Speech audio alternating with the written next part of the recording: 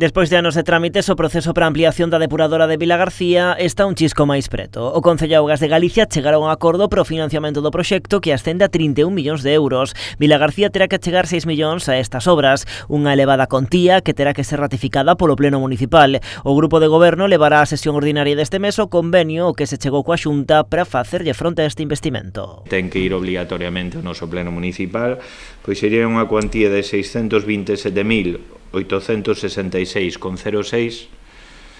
anualmente durante 10 anos, de 2026 ao 2035. O alcalde agarda que o convenio sexa aprobado por unha ampla maioría do Pleno, tendo en conta ademais que vai afectar os orzamentos da actual corporación e das vindeiras. Varela recoñece o esforzo, pero engade a cidade non pode renunciar á ampliación da depuradora, nin tampouco aos fondos europeos. Vai a ser un esforzo económico moi importante. Agora tamén digo que esa ampliación da depuradora pois é algo que non é necesario para esta cidade. Vilagarcía creu, é necesario pois ter unha boa depuración.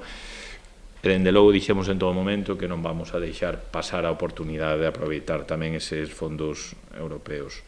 Así que a partir de 2026, Rabella terá que reservar todos os anos unha partida de algo máis de 600.000 euros para pagar e dar. O alcalde apunta que, dada a solvencia das contas nestes momentos, tamén se podería botar man de remanentes. En último caso, pedir un préstamo. Que si ten que haber un compromiso, eso que vai aprobar o Pleno, de que se vai a controlar isto vai a ter que sair dos nosos orzamentos.